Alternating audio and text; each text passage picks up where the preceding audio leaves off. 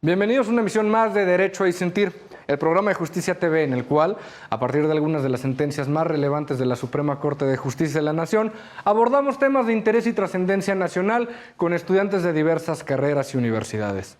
Hoy vamos a platicar sobre el amparo directo en revisión 172-2019, asunto resuelto por la primera sala en sesión de 10 de abril de 2019. Los temas: libertad de expresión, la doctrina constitucional de la Corte sobre malicia efectiva y sobre normas discriminatorias.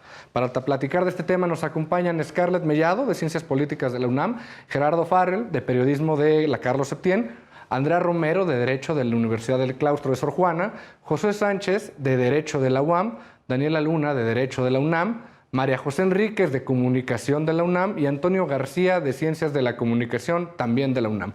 Yo soy Alejandro Telles, esto es Derecho a Disentir por Justicia TV. Comenzamos.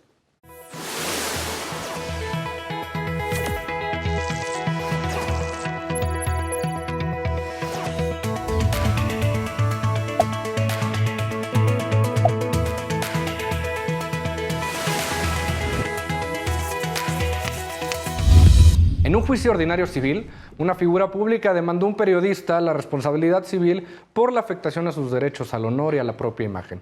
El juez de primera instancia dictó sentencia absolutoria, cuestión que fue confirmada en segunda instancia.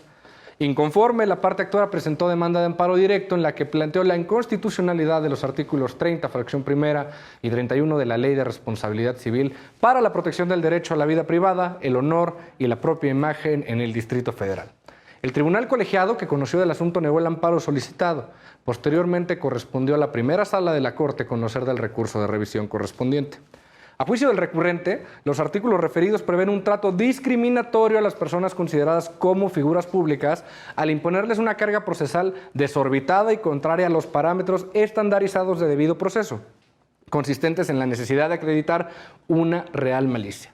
Al respecto, la Corte sostuvo que la malicia efectiva o real malicia como carga procesal propia de las personas con proyección pública es un trato diferenciado que se justifica al ser una medida legislativa idónea para expandir el margen de protección del derecho a la libertad de expresión. Por ende, determinó que las normas impugnadas potencializan el derecho a la libertad de expresión, permitiendo ampliar el margen de actuación de los ciudadanos en el ejercicio de dicho derecho. Pues bueno, vamos a empezar con este debate. Muchísimas gracias por acompañarnos. Scarlett, platícame un poco, ¿qué te parece la sentencia? ¿A favor, en contra? ¿Por qué? Bienvenida, por cierto. Muchas gracias, Alejandro. Un placer estar aquí nuevamente. Estoy a favor, justamente porque analizando el contexto que vivimos en México, donde la libertad de expresión ha sido amenazada y donde nuestro país es comparado con países como Siria o Afganistán, que son países en conflicto bélico, pues ejercer esta profesión de periodista se vuelve peligroso, tanto así que hay asesinatos a periodistas. Es una realidad que existe en nuestro país. Entonces, el hecho de ampliar y proteger y ponderar a favor de este esquema de protección y de expresión dentro de estas declaraciones me parece muy favorable y muy acertado por parte de la Suprema Corte. Muchas gracias, Scarlett. Y qué mejor para platicarlo que un periodista. Gerardo, bienvenido a Derecho a Disentir. Platícame un poco, desde tu perspectiva, desde tu profesión, ¿qué te parece la sentencia de la Suprema Corte? Siento que es aceptable, ya que muchas veces los políticos y las personas con poder utilizan este tipo de leyes, este tipo de leyes para atacar al periodista. Claro. Para decir, pues tú en tu nota o en tu artículo, en tu columna, pusiste que era corrupto o lo llamas de tal manera al político. Y agarran eso para decir, dañaste mi imagen pública.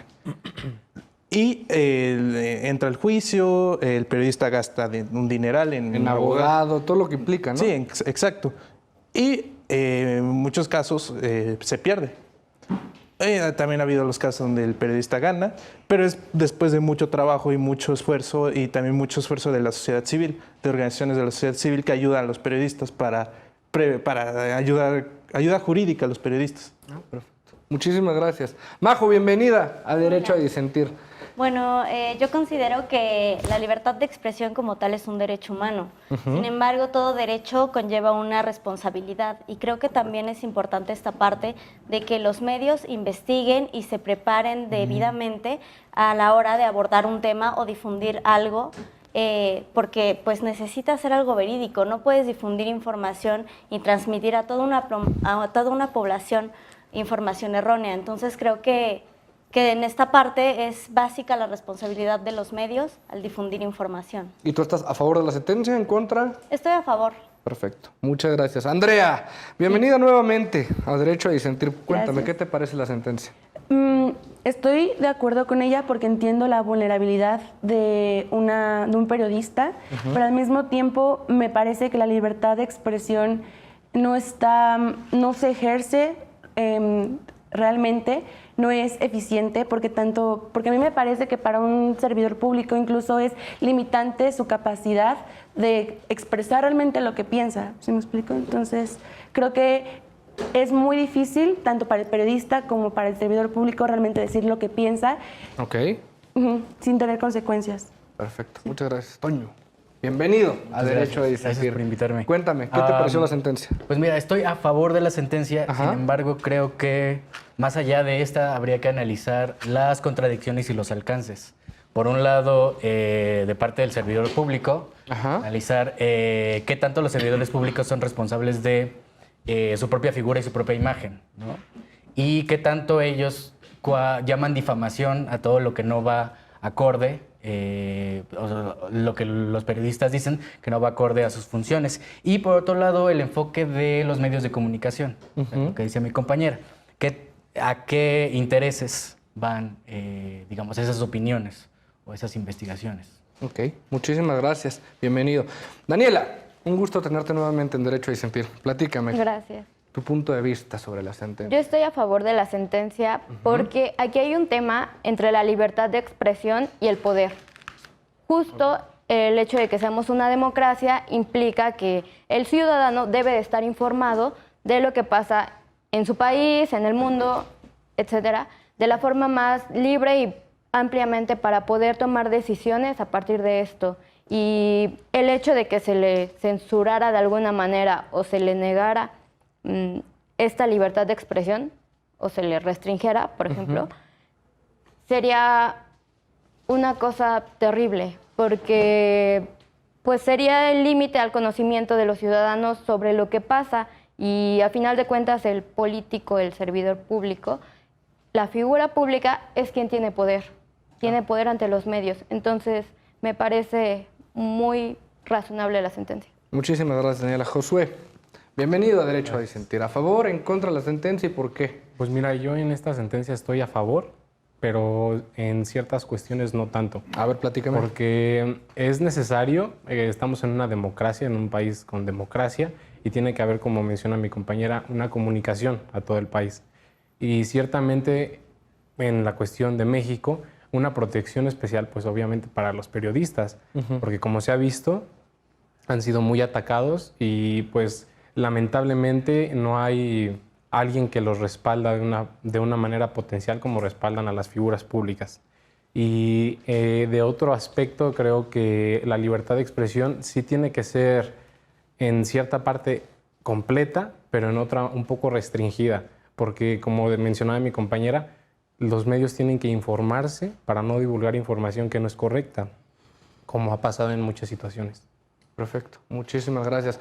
A mí me parece una sentencia muy relevante. ¿Por qué? Porque este concepto de real malicia o malicia efectiva es importantísimo para entender a la libertad de expresión como pilar fundamental de una sociedad democrática, ¿no? Hay que entender que este principio o esta teoría sobre la malicia efectiva viene de Estados Unidos, de la Corte del New York Times contra Sullivan, y la Corte la ha ido adaptando. Hemos tenido casos como Letras Libres contra La Jornada y otros casos bastante interesantes, ¿no?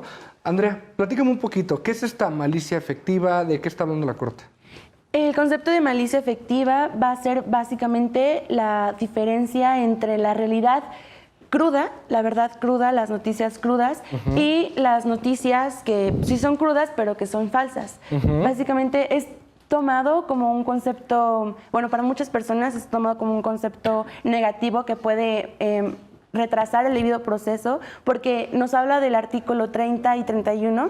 El concepto de malicia efectiva está adentrado en estos dos artículos, en donde nos van a pedir, van a ser criterios que nos pide la ley para realmente acreditar que la información que se difundió fue falsa o fue difundida sabiendo que era falsa, sin preocupación de que fuera falsa o verdadera, o con la intención de realmente hacer daño.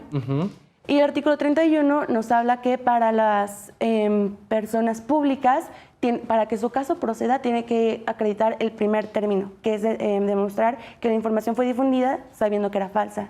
Ok, conforme a lo que nos dices, tenemos entonces una protección gradual, ¿no? Sí, por parte claro. de la Corte. Es decir, entendiendo tu figura o el papel que juegas dentro de una sociedad, puedes permitir o no un mayor escrutinio en tu vida privada o en tus acciones de la vida diaria, ¿no? Si eres un particular que no está inmerso en la vida pública, pues obviamente tenemos que proteger mucho más a cuando eres un servidor público que cumple y ejerce funciones que le encarga a la sociedad. Claro. ¿Tú coincides, Scarlett, con esto que dice la Corte? Sí, totalmente. En primera instancia, porque las figuras públicas y los servidores públicos renuncian a cierta parte de su privacidad al momento de que eres un tomador de decisiones. En el caso de nuestros representantes populares, pues te pones al escrutinio público prácticamente de todo, de tu vida. Tanto así que a las personas, a la sociedad mexicana, pues les interesa la forma en cómo viven los políticos. Y hasta hemos escuchado muchos casos de niveles de corrupción extremos donde pues se han llevado pues estos casos, ¿no?, a proceso y demás.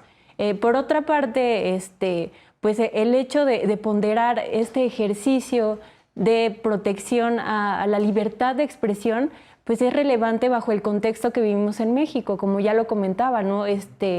Los periodistas, pues ciertamente se ven limitados muchas veces en su ejercicio, son amenazados, son vulnerados constantemente. Entonces es importante pues seguir esta línea que la Suprema Corte ha marcado dentro de esta sentencia. Por otra parte, tenemos una crítica social que existe a los medios de comunicación, porque vivimos en una era de posverdad.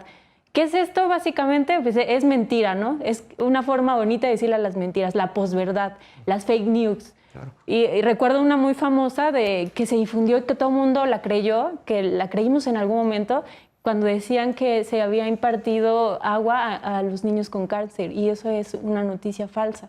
Y se difundió de esta manera para crear un conflicto político y golpeteos que existen en estos niveles. Tocas un punto súper importante, y es, si bien siempre tenemos que velar por la protección a la libertad de expresión, no podemos perder de vista el poder que tienen los medios de comunicación, ¿no? Cómo pueden direccionar incluso el cauce de un país, una elección, etcétera. Ahora, Gerardo, en la carrera, ¿qué les dicen sobre esto? Sobre los límites que tienen en las leyes a su profesión, cómo se deben de cuidar.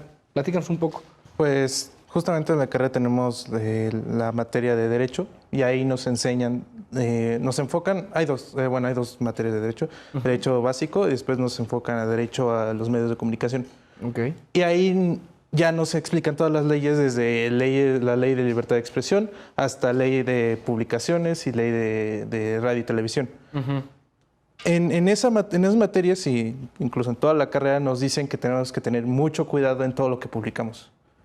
Que si publicamos algo falso que creamos que suene bien, nos puede tocar este caso de que nos demanden por daño moral.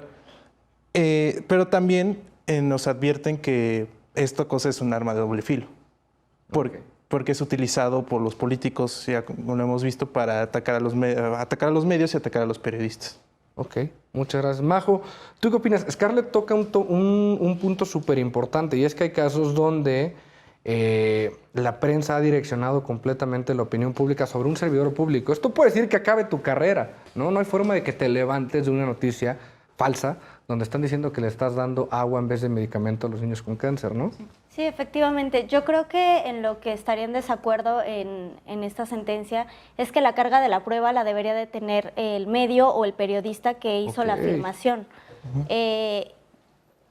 Esto a partir de los fundamentos y argumentando cómo fue que llegó a tal conclusión al difundir esta información, ¿no? Entonces creo que la carga de la prueba es erróneo que la tenga el afectado, creo que la debería de tener el medio. Andrea, ¿veo que coincides con esto? Me parece una opinión muy acertada, que cambia realmente mi manera de ver las cosas.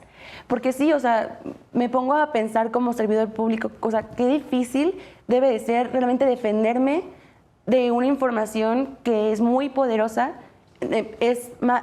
puede ser falsa, pero es muy poderosa al final del día. Y creo que sí tienes razón en decir que al final del día tiene que ser el medio de comunicación, decir por qué, o sea, o cómo, cuáles son sus medios para realmente decir que eso fue así. Daniela, ya vi desde aquí tu derecho a disentir. Dime. No estoy de acuerdo porque creo que hay una desigualdad entre un periodista y una figura o un servidor público.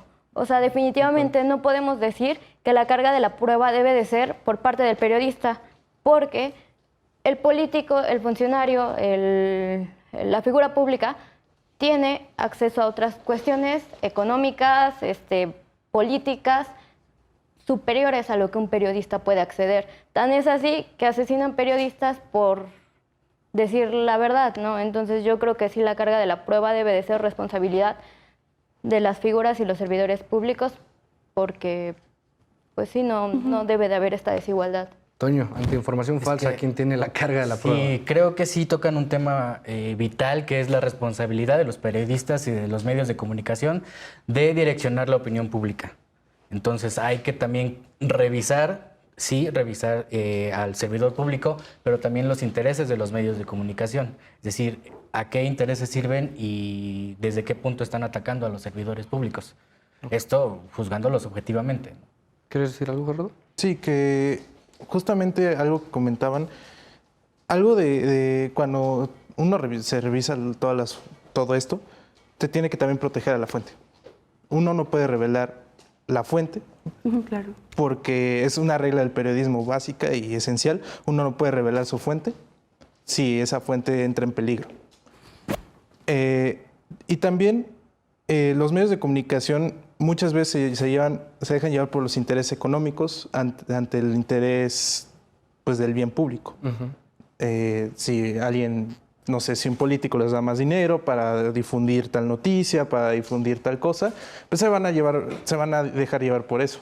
No se van a dejar llevar por la libertad de expresión en sí, sino se van a dejar llevar por el dinero y por los anunciantes. Muchas veces influyen mucho los anunciantes en un medio de comunicación. Fíjate, ese es un tema muy importante. Me gustaría tomarlo en el segundo bloque. ¿Un medio de comunicación puede ser abiertamente parcial ante un punto de vista? Ya lo resolveremos. El debate se está poniendo muy interesante. Hay que acotar un poco la distinción entre cuando un periodista transmite información y cuando transmite una opinión. La opinión como tal no se puede juzgar con el mismo parámetro que información de la cual sí puedes emitir una valoración de verdadero o falso. Esto es Derecho a Disentir por Justicia TV. No te vayas, se está poniendo buenísimo.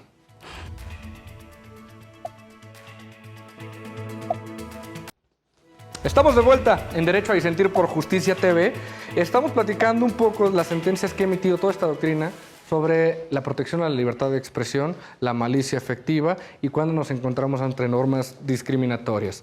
Y estamos tocando una parte importante del debate, que es la neutralidad de los medios de comunicación. ¿Es necesario que todos los medios sean neutrales o pueden ser abiertamente parciales y defender un punto de vista? ¿Esto por qué sale a la luz? Porque hay canales en otros países que abiertamente pueden tomar una postura republicana o otros casos así. Y Gerardo, tú que eres periodista, nos ibas a platicar un poco sobre esto. Pues yo digo que no hay, justamente en la carrera llegamos con la idea de debemos ser imparciales, debemos de no agarrar un punto de vista, no agarrar un lado. Y en la carrera nos dicen, no, esto no pasa. Incluso en la experiencia laboral nos dicen, no, esto no pasa. A fuerzas el medio agarra un punto de vista, un lado. O el otro. O el otro, exacto. Y un ejemplo creo que se me viene a la mente es reciente, que es el New York Times, que se reunió su consejo editorial y apoyaron abiertamente a un candidato, a una candidata demócrata incluso, a Elizabeth Warren. Y eso me parece muy curioso porque muchas veces los medios lo hacen, pero de una manera no tan abierta, y lo hacen, no sé, pegándole a otros candidatos. En México se ha visto mucho en las elecciones que medios como TV Azteca o Televisa le pegan mucho a cierto candidato de izquierda o de derecha para favorecer a su candidato favorito, que en muchos casos es Fox o Peña Nieto o López Obrador, dependiendo. Ok. Ahora, Josué, de esto que nos comparte Gerardo, muchas veces no lo sabemos nosotros, ¿no? Uno simplemente se encuentra con lo que ya sale en la televisión, en la nota periodística, y no nos enteramos de estos intereses ocultos que pueden estar atrás. ¿Se vale? Pues ahí se manejan diversos intereses, ¿no? Porque recordemos que estamos en un mundo capitalista y que cada institución va a ver por sus intereses. Pero siento que en este caso, que es un medio que divulga información y esa información llega a todo el país, y si esa información va dirigida a algo de importancia nacional, debería de estar regulado y que estuviera regido para que la información sea verídica, porque como lo menciona aquí mi compañero, en muchos casos se compra a la televisora, como lo vimos en años pasados con Televisa, que los mismos candidatos a la presidencia o a cierta gubernatura compraban a la televisora para que los patrocinara y en las mismas noticias divulgaban información falsa. Entonces creo que esto sí debería de estar de cierta forma regulado, porque esto influye de una manera muy importante en la sociedad. Muchas gracias. ¿Tú qué opinas? Yo creo que en ese sentido, bueno, un medio es una empresa. ¿Y qué busca una empresa? Ganar dinero. Entonces, solamente se enfoca un segmento. Cada medio está enfocado a un segmento, ya sea a la izquierda o a la derecha, y con base en esto es que dirigen sus opiniones o su perspectiva para que las personas que están de acuerdo con ello, pues los compren. Por otro lado, creo que lo preocupante a veces no es las noticias falsas que puedan llegar a difundir, porque esto no es tan, pues no es tan continuo que se haga. Yo creo que lo más preocupante es la información que omiten o la información que hacen a un lado, que excluyen y no dan a conocer al público. Trabajando en un medio, me llegó a pasar que en una conferencia, pues, estaba haciendo la nota periodística acerca de la conferencia, me dijeron, no, es que eso no lo puedes poner porque está hablando del presidente, eso no lo escribas, eso no va. Entonces creo que eso es lo verdaderamente preocupante, la información que omiten. Qué difícil. Sí, creo que también es importante la manera en que se difunde esa información. Decías antes del corte que hay que diferenciar mucho entre la opinión y el hecho, ¿no? La opinión de un periodista y lo que está pasando realmente. Esto es vital porque la opinión pública responde mejor a las opiniones de los comunicadores. Es decir, responden mejor cuando el comunicador les dice su propia opinión para que sea la misma. Entonces, creo que es importante que los medios de comunicación fomenten la reflexión y el debate de los hechos, ¿no? Y no nada más expresen su opinión. Ahora, yo creo que es una cuestión ética, ¿no? Porque parándonos desde la realidad mexicana, es que hay dos televisoras que pueden posicionar al país de un lado o del otro de la balanza, ¿no? Entonces creo que decir, una cuestión es dar tu opinión y otra cosa es dar información que haga que la población se dirija a esto. O sea, puedes tener tu punto de vista, pero llevar a la población a que piense lo mismo que tú y por intereses económicos no es ético, es nefasto, ¿no? No es ético, pero pasa, ¿no? Sí. Ya tuvimos un caso muy claro en el país donde se nos hizo creer que se estaban atrapando unos secuestradores, y que es el caso Florence Cassé, ¿no? Y uno parte de que hay cierta ética periodística. Posteriormente, el conductor de ese programa salió a decir que él no estaba enterado de que se estaba llevando una recreación de los hechos. Pero ahora, también mencionabas que existen dos cadenas en el país, por lo menos. Pero ahora me parece que el concepto de periodista se puede diluir muchísimo. ¿Por qué? Porque tenemos otras fuentes de información que tienen incluso un mayor alcance, ¿no? Sobre todo con los jóvenes, con, llamémosle, los influencers, los líderes de opinión en Twitter, en Facebook, en Instagram, etcétera. ¿Les podemos pedir a ellos, Scarlett, también esta exigencia de que tengan una fuente, de que verifiquen la veracidad de la información, o ellos son otro espectro que no son periodistas? Bueno, evidentemente no son periodistas porque para eso se necesita tener una formación académica, estudiar una licenciatura, obtener un título y demás. Pero sí se trata de una responsabilidad ética y social al momento que tú te estás asumiendo como un comunicador, como un influencer, como un opinólogo, vamos a llamarle así. Entonces sí es importante pues verificar de dónde está surgiendo esa información. Recordemos, en ciencia política hay un autor que se llama Dominic Walton y él maneja un modelo de comunicación muy interesante donde él expresa cómo la comunicación política es esta parte de discursos contradictorios que existen entre los políticos, los medios de comunicación y la opinión pública. Entonces, esta intersección en estos discursos siempre pues, puede ponderar uno. Te pongo un ejemplo. En el actual gobierno, el presidente Andrés Manuel pues, dicta, digamos, parte de esta agenda pública, política, para que los medios de comunicación retomen esa información y entonces sí se pueda ir creando esta opinión pública. Tenemos otros casos donde hay medios de comunicación que mediante sus columnistas o las personas que hacen notas, pues expresan su propia opinión y entonces es otra vertiente donde se posiciona la opinión pública. Pero también vivimos en un México donde ya la gente tal vez ya no se deja influenciar tanto, ¿no? Ya no hay esta parte de manipulación como se creía en los antiguos esquemas de comunicación. Ahora la gente también critica, vía Facebook se entera en tiempo real de lo que está sucediendo, se cuestionan también y cada vez vamos asumiendo una cultura de verificar esta parte de las fake news, tanto así que cuando estamos en periodo electoral hay una página que se llama Verificado y le ponen el año que corresponde el periodo electoral. Entonces, profesionistas de la comunicación, periodistas, se encargan de que no se difundan ese tipo de noticias falsas. Qué importante, y sobre todo esto que mencionas, ¿no? Anteriormente entendíamos este canal de comunicación como unidireccional, ¿no? Tenías un emisor que podía ser tanto un medio de comunicación como un partido político o el gobierno, y lo recibías tú como ciudadano, ¿no? Por la forma y por los canales que ahora tenemos, ya no es unidireccional, sino que se genera una conversación en torno en la que tú también tienes que ser receptivo, ¿no? Ahora, tocabas el tema de que hay que defender la fuente siempre. Sí. Pero en un caso determinado, ¿crees que una autoridad jurisdiccional podría pedirle a un periodista que le revele dentro de un expediente su fuente a efecto de determinar si es falsa o no la noticia?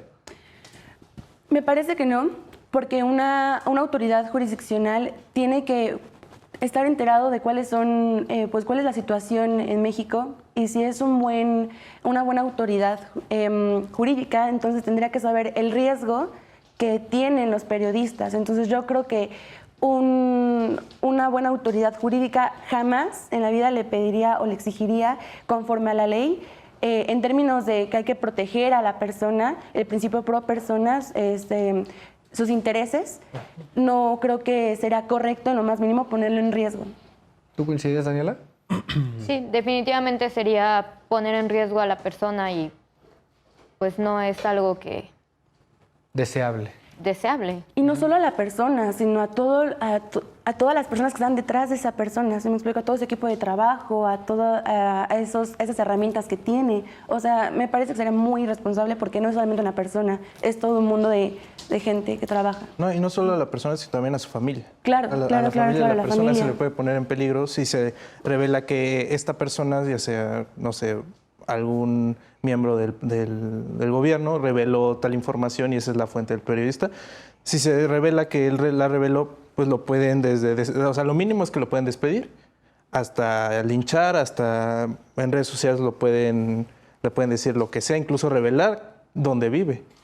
Y eso se vuelve muy peligroso. Yo difiero. Yo creo que se podría manejar como en esta parte del narcotráfico como testigos protegidos para poder llegar a la información, pero que tengan esta protección de datos personales y que pues no sepan quién dio la información. Es que me parece un poco preocupante, ¿no? Porque Sí. el juez se tiene que enfrentar esta cuestión donde hay una nota que dice que se compraron 500 tubos por una cantidad exorbitante, ¿no? El periodista tiene acceso a la información por medio de su fuente, que le pide no revelar ni los documentos ni su identidad, porque son documentos a los que solo él podría acceder y por otras razones, ¿no? Y al momento del juicio, el periodista le va a decir que no le puede revelar esos datos, ¿no? Pero el juez lo que tiene que juzgar es si se trata de un caso de falsedad y si hubo la voluntad de afectar. ¿Tú qué opinas, José? Pues yo concuerdo con mi compañera que difiere de las opiniones de ellos, porque creo que para que haya justicia se tiene que tener acceso a toda la información. Y el juzgador tiene que, de cierta forma, resguardar la integridad de esas personas. Tiene la obligación de resguardarla. Y para que tenga el acceso a la información, obviamente necesita saber de la fuente de información. Entonces, creo que sí tendría que darse la fuente de información, pero tendría que haber una institución más fuerte a la que ahorita hay. Una institución que se encargue específicamente en ese aspecto para que la información que el periodista va a dar de sus fuentes sea protegida debidamente. Gracias. Ahora, platicábamos que hay un desencanto, o es sabido porque un desencanto hacia el tema político, de la confianza en nuestras autoridades, ¿no? Cada vez hay más quejas en redes sociales. Toño, ¿tú no crees que también hay un desencanto con los medios de comunicación? Definitivamente hay un desencanto por parte de la opinión pública a los medios tradicionales. Por eso se ha visto que los medios digitales están como más presentes en la opinión pública. Sin embargo, yo veo con preocupación que muchas veces estos medios aparentemente independientes o aparentemente imparciales siguen la misma línea que los medios tradicionales, ¿no? Entonces creo que necesitamos mucho más medios que inviten a la reflexión, que inviten a compartir muchas más ideas, que seguir la misma línea de los medios tradicionales, ¿no? Creo que aunque se va desdibujando o no tenemos como muy claro quién es el emisor o quién es el receptor en los medios digitales, lo cierto es que el esquema sigue siendo el mismo, ¿no? Es un medio, un influencer, te está diciendo cuál es el tema a discutir y cuál es la opinión que debes de tener. Ahora, una pregunta, hablando al aire y en un supuesto que no se ha presentado. Daniela, si un político, una figura pública, viniera a demandar a un influencer o a un líder de opinión en Twitter por un tweet en el que sacó información falsa, a su parecer, ¿crees que se le podría demandar también o consideras que sería justo también poder demandarlo?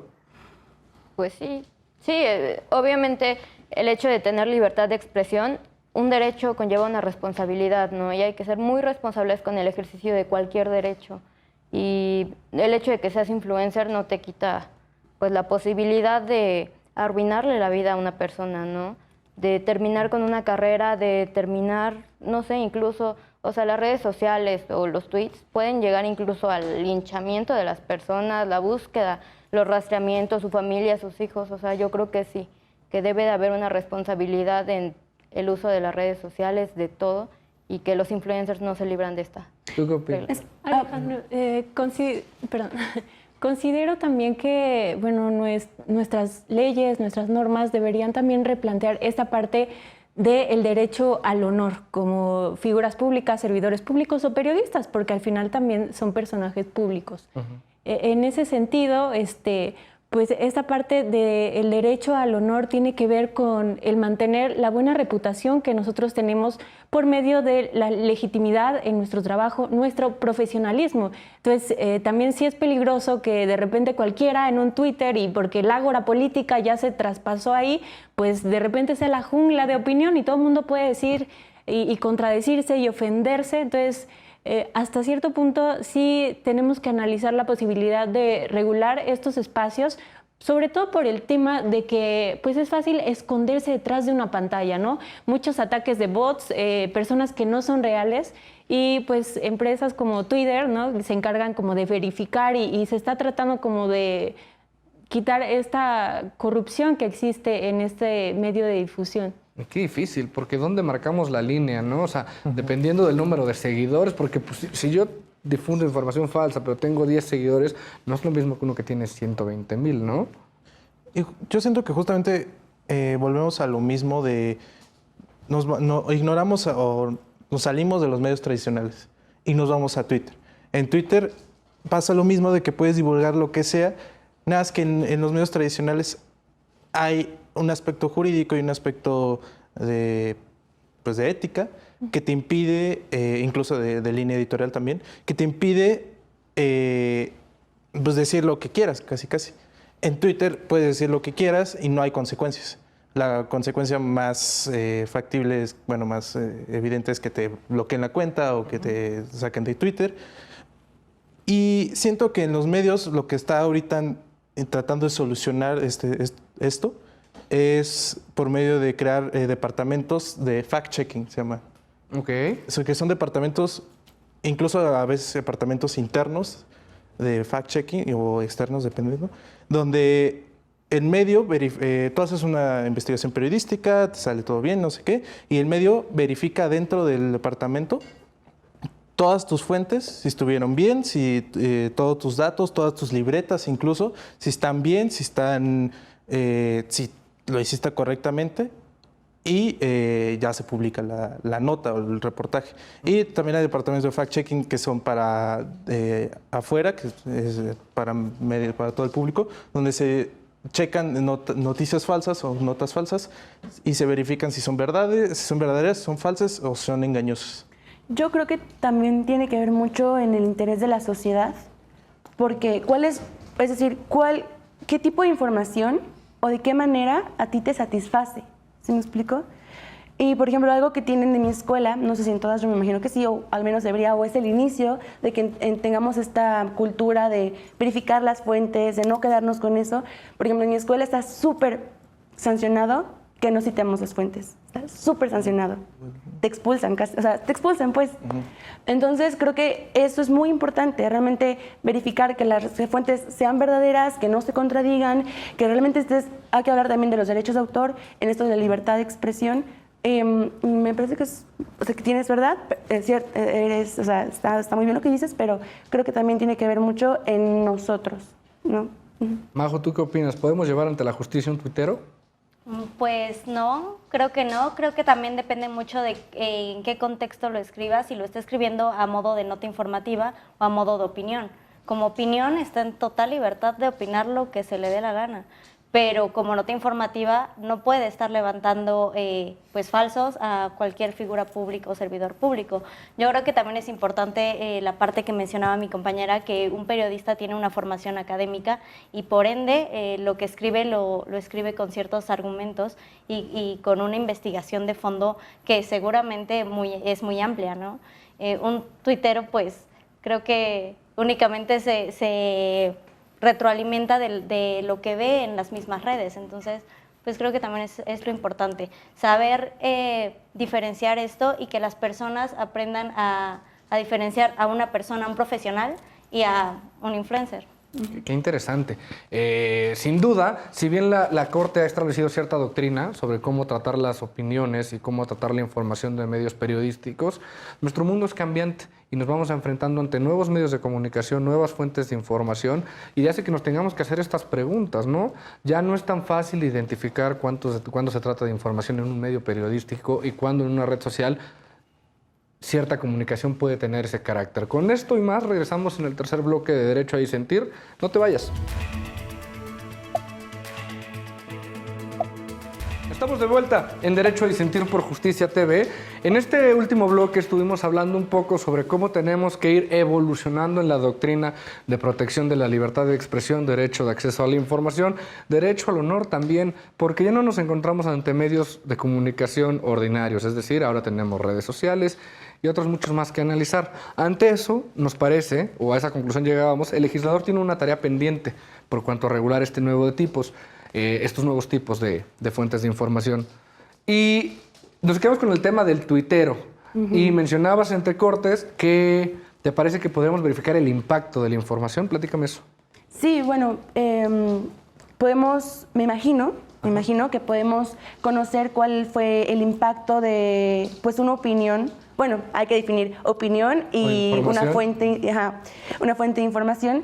Podemos lograr saber cuál fue el impacto sabiendo cómo afectó a la persona, ¿no? Más o menos. Y también un poco saber cuál es la reacción de las personas. Y a lo mejor podríamos hacer ahí un estudio de, no sé, mucho de comunicación o cómo sacar opiniones, pero a lo mejor podremos ver si realmente lo piensan o lo cuestionan, lo creen o se preocuparon por buscar otro tipo de información, ¿no? Porque aparte, en el medio periodístico no encontramos con tanta facilidad como, esta es una nota informativa, esto es una opinión. Claro. Se pueden dar casos en que estén juntos, ¿no? Y es difícil diferenciarlos. Sí, técnicamente se debería diferenciar, incluso los medios lo diferencian en el sentido de que tienes tu sección de notas y tienes tu sección de opinión. Lo que está pasando actualmente es que incluso un periodista no puede, cuando un periodista en una nota no puede opinar.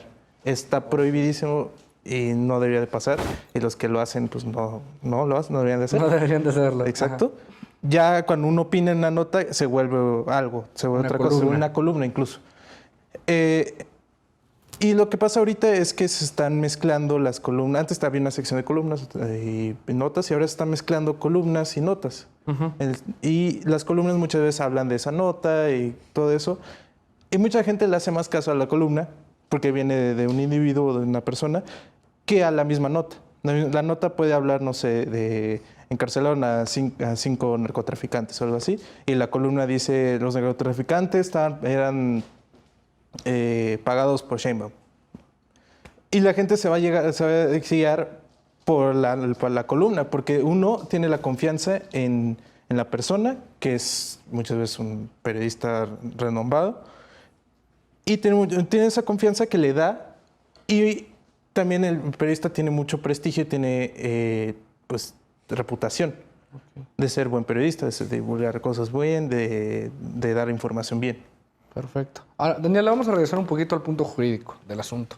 El agravio principal por el cual llega el recurso de revisión a la Corte es porque esta figura pública aduce que es inconstitucional, o estas normas, el 50 fracción primera y el 51 o 30 fracción primera y 31, son inconstitucionales porque establecen mayores requisitos para acreditar el daño al derecho al honor cuando se trata de figuras públicas o servidores públicos. Es decir, que en esos casos tienes que acreditar que la información sea falsa o se haya difundido a sabiendas de que es falsa y la intención de dañar. Y dice, a mí me estás poniendo en este tema de debido propósito requisitos mucho más altos. Y esto me recuerda que al principio del programa algunos de ustedes comentaban que la carga debería estar en el periodista y no en el servidor público. ¿Tú qué opinas sobre este agravio? Bueno, yo creo que aquí se está haciendo una ponderación sobre de qué forma podemos equilibrar la balanza nuevamente. Y también él decía, me están discriminando. También, ¿qué es una situación de discriminación?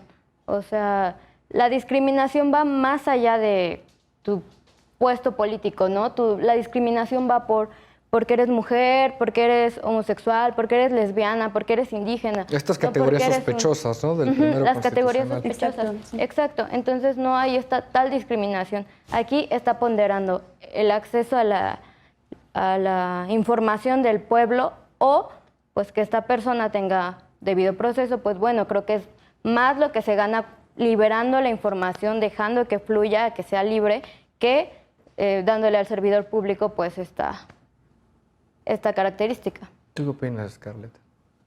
Pues considero que cuando la información que es difundida por un periodista pues es verídica, por supuesto, si eres una figura pública, eres un servidor público, por supuesto que es de interés nacional y no debería ofendernos, ni preocuparnos, ni sentir miedo a que esto se sepa, porque cada actor público pues es responsable de sus acciones, y si actuaste mal, pues claro que la sociedad mexicana tiene derecho a saberlo. Si hiciste algo que no fue correcto, no tendría por qué ofendernos. Bueno, en el caso de esta sentencia es por eso que se pondera de esta forma la protección a la libertad de expresión, de la información, porque si bien ya no era servidor público, este personaje sigue siendo figura pública por la relevancia y el impacto que llegó a tener cuando estaba en ese cargo político. Entonces, lo que haya hecho, lo que está haciendo y lo que vaya a hacer, pues va a seguir siendo de interés público.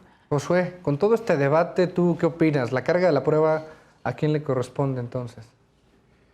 Pues es una decisión difícil, pero creo que primordialmente la carga debería recaer en la persona que divulgó la información, porque pues obviamente tiene la obligación y tiene la condición de saber por qué divulgó esa información. Entonces, si a alguien se ve afectado por la divulgación de cierta información, está en todo su derecho de exigir por qué y en qué aspecto o bajo qué condiciones hizo esa divulgación. Entonces, desde mi punto de vista, creo que de esta obligatoriedad de enseñar o difundir quién fue y por qué se hizo es de la persona que se dedicó a difundir esa información. Fíjate, a mí me parece muy interesante este punto que tocas y creo que ejemplifica muy bien por qué sirven estos espacios, porque al parecer tenemos una doctrina jurídica ya establecida y que toma como cierto e inamovible que la carga de la prueba corresponde al servidor público y puede haber opiniones bastante fundadas que vayan hacia otra dirección, ¿no? Yo les agradezco mucho que nos hayan acompañado, de verdad disfruto mucho estos programas y a manera de conclusión quisiera preguntarles, ¿con qué te quedas, Gerardo? Cuéntame. De que aún tenemos mucho camino para la libertad de expresión. México tiene muchísimo camino, tiene muchísimo que aprender en libertad de expresión, porque las leyes están ahí, pero al implementarse cambia toda la cosa. Al intentar defender al periodista cambia toda la cosa, y intentar incluso defender a la persona en su vida privada también cambia la cosa. Perfecto. Muchas gracias. Majo. Bueno, yo creo que me quedo con lo que dije en un principio, que un gran derecho lleva una gran responsabilidad. Y con base en esto creo que es importante invitar a la gente a dudar, a preguntarse, a buscar, a investigar, a no quedarse con una sola nota que vio en cierto medio o de cierto influencer. Ya hay muchísimos buscadores en los que pueden seguir verificando la misma información y que va a haber 1000 notas y 1000 páginas que les pueden arrojar información acerca de cierto tema. Muchas gracias. Andrea. Yo puedo concluir que concluyo que sí, que el periodista tiene que demostrar cómo sacó esa información y la veracidad de lo que difundió, siempre y cuando el Estado proteja al individuo, porque el Estado tiene que hacerlo, en el primero constitucional lo dice, ¿no? El Estado tiene la obligación de defender al periodista, a cualquier persona, y en este caso al periodista. Entonces sí, el periodista tiene que decir cómo sacó la información, por qué dice que es verídica, por qué lo dijo, pero el Estado tiene que protegerlo. Y siempre recordar que nuestro derecho está hasta donde está el derecho de la otra persona. Perfecto. Estimado Toño, por favor. Pues yo me quedo con la necesidad de la regulación de los medios digitales. Creo que es muy importante y muy necesario un trabajo interdisciplinario. Claro. Entre los medios de comunicación actuales, entre los legisladores y entre la opinión pública para poder... Creo que la tecnología está a nuestro favor. Creo que se puede utilizar para regular de forma correcta estos nuevos medios y pues que cada quien actúe bajo su responsabilidad, ¿no? Creo que tanto los medios de comunicación como la opinión pública, como los políticos exactamente, para pues que haya una legislación clara, ¿no? Con respecto a la libertad de expresión. Muchas gracias, Daniela. Yo considero pues que el debido proceso para los políticos o las figuras públicas no es un... Que tenga la carga de la prueba no es un problema, al contrario, es un beneficio para la sociedad porque tenemos la libertad de expresión en su más amplio sentido y mientras fluya la información todos estamos beneficiados como país, como democracia, solo tienen que hacer un buen uso de esta, tener ética, pero bueno, eso ya es una cuestión de todas las profesiones, ¿no? O sea, ejercer con responsabilidad. Josué, tus conclusiones. Pues, en conclusión, creo que en nuestra república es necesario que se haga una nueva institución para que esta institución se encargue de que con fundamentos claros se proteja a la libre expresión. Porque si no hay este tipo de instituciones, veo algo difícil que se difunda información verídica sin una institución atrás que esté corroborando todas estas situaciones. Muchísimas gracias. Ingrid, te toca cerrar el programa. Alejandro, pues considero que tenemos que seguir reforzando estos mecanismos de protección a los periodistas en México. La verdad, todo mi reconocimiento a la labor que ellos hacen, porque cuando son profesionales, gracias a ellos, pues se ha logrado instaurar también principios de justicia, ¿no? Que se da una nota verídica, se investiga un caso, entonces se llega a estos parámetros de justicia gracias también al trabajo periodístico. Por otra parte, tenemos un gran reto en materia de comunicación que es combatir pues, toda esta era de posverdad, de las fake news. Entonces, como medios de comunicación, trabajar responsablemente en la información que difundimos y sobre todo pues, también respetarnos mutuamente. Y en cuanto a las figuras públicas o servidores públicos, pues sí, también asumir que ellos también, del otro lado de la moneda, pueden ser víctimas de un ataque cizañoso, de mentiras que pueden arruinar sus trayectorias políticas. Entonces se debe ponderar y también respetar esta parte del honor y el derecho a respetar a la persona. Muchísimas gracias, tienes toda razón, hay muchos derechos en juego y es muy importante la conclusión. Es complejo, que es sí. un tema complejo. Perfecto, pues muchísimas gracias también en casa por acompañarnos. Esto fue Derecho a Disentir por Justicia TV y nos vemos en la próxima emisión. Adiós.